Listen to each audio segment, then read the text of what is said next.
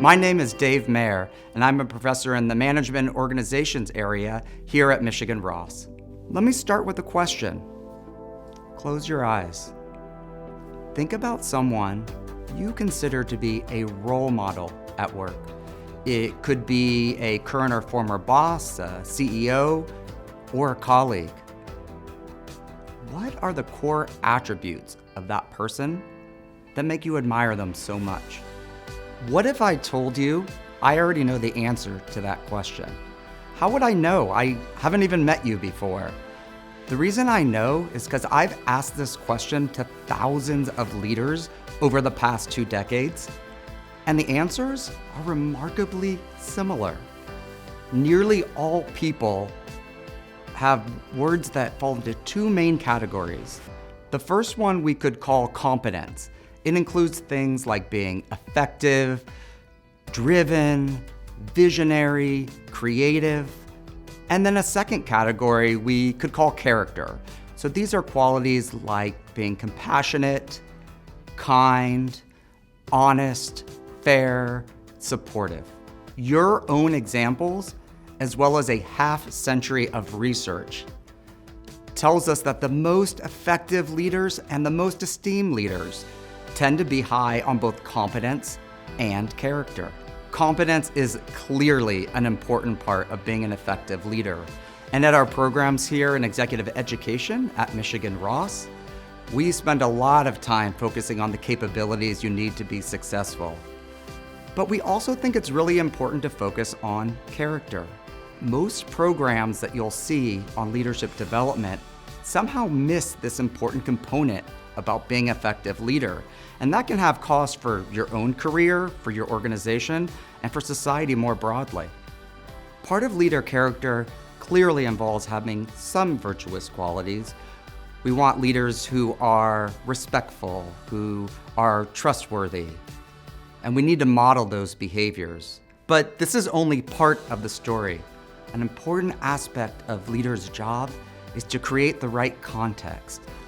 What are the behaviors that are expected, that become more normative around ethical behavior? Creating that right type of environment, that right context and culture is critical.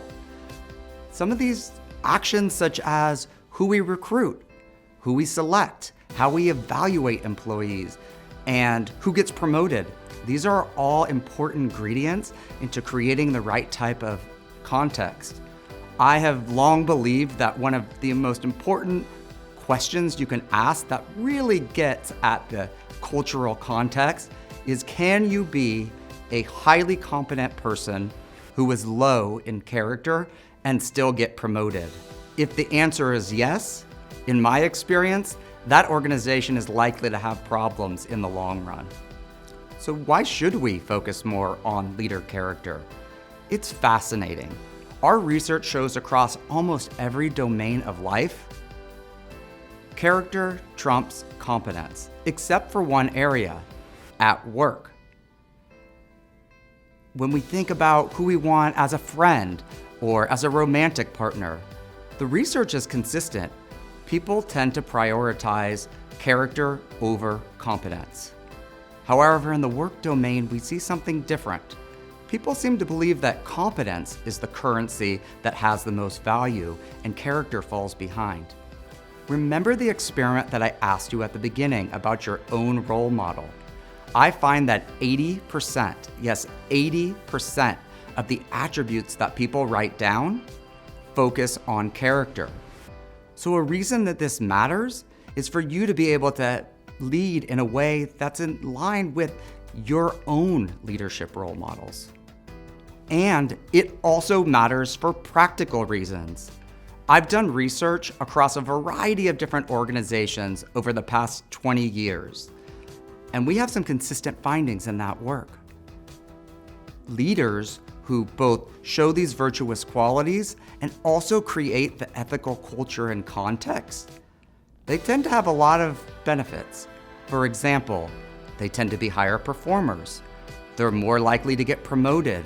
And when you look at their employees tend to be more engaged, they have higher performance, and They are more likely to do things that go above and beyond their job description that help the organization.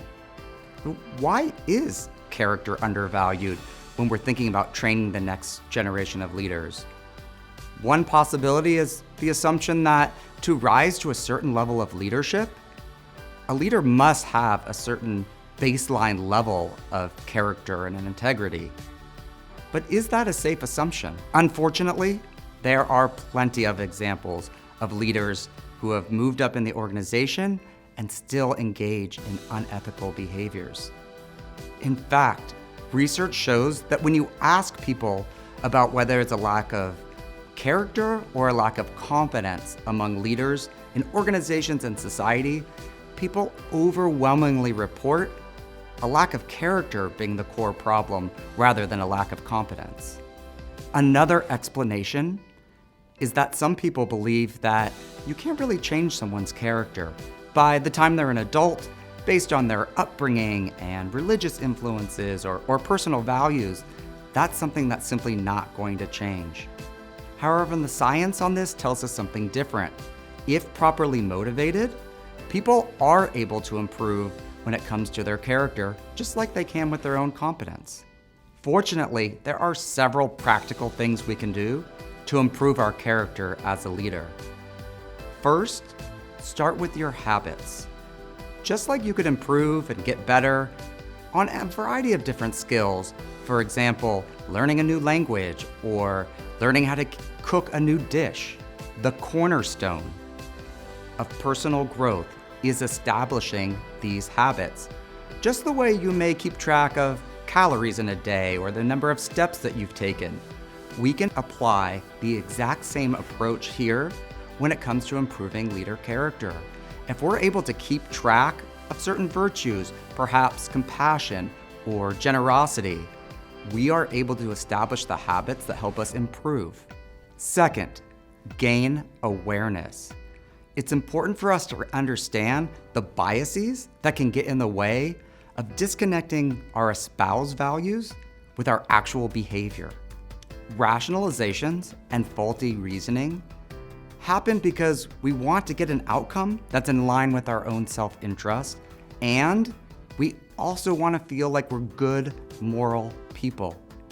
The key here is to be able to understand when our actions and our decisions are driven more by self-interest than our underlying values. Third, think about your legacy. I'm reminded about the story of Alfred Nobel. Now, you've probably heard of Alfred Nobel because of the Nobel Prizes, but he's actually famous for something else as well. He invented dynamite. In 1888, Alfred's brother Ludwig passed away. The local newspaper printed a story that talked about him and his obituary. And it read, "The merchant of death is dead." The newspaper had made a mistake. They had accidentally printed the obituary for Alfred. He read his own obituary and really thought about his legacy and how he'd be remembered. And that's when he came up with the idea for the Nobel Prizes. Research supports the idea that when we think about our legacy, when we think about how we'll be remembered, we're more likely to act in ways that align with our values, that are consistent with our core character. If you want to take your leadership to the next level, both competence and character, please contact us at Michigan Ross Executive Education. I hope to see you soon.